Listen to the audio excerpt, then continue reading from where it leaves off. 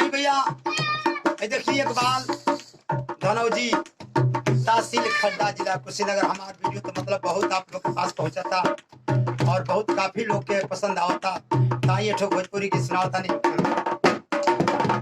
अरे लइका के पढ़ावनी प्यार से आए, लइका के पढ़ावनी प्यार से अरे वो कर किस्मत बिगड़ी गईल। लइका रहल एगो आवर रानी करी गईल। लइका रहल एगो आवर रानी करी गईल। अरे कहनी की बाबू पढ़िला पढ़िला तू एम.ए. बी.ए. आय ऐसन मिलल संगतिया लागल दारू पिए।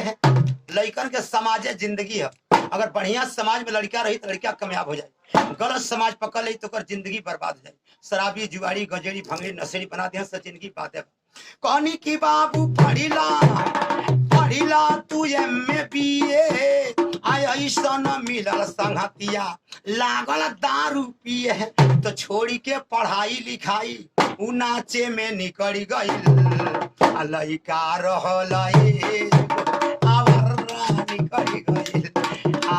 लइका रहल एगो आवर रानी करी। तो तब के जमाना में शहर बदनाम रहे, अब तो गाँव सुना तबा भैया शहर से बिगड़ल देहात बा। अरे तो तब के जमाना में शहर बदनाम रहे, अब तो गाँव सुना तबा भैया शहर से बिगड़ल देहात बा। अब के छात्र लोग के पढ़े के न इच्छा, अब बगल में मोबाइल ध के होता परीक्षा। माई बाप के बोली ना सहाता, अब मौगी खातिर जिलेबी की ना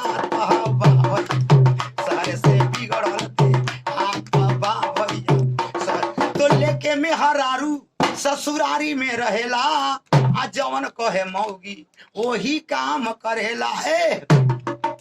तो लेके में हरारू ससुरारी में रहेला, आ जवन कहे मौगी वही काम करेला। अरे माटी में मिला कर इज्जत आउ घर से बिचली गई। लइका रहल एगो आवर रानी करी गईल। लइका रहल एगो आवर रानी करी गईल।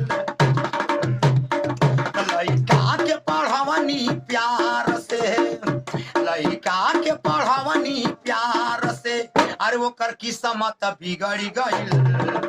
लइका रहल एगो आवर रानी करी गईल।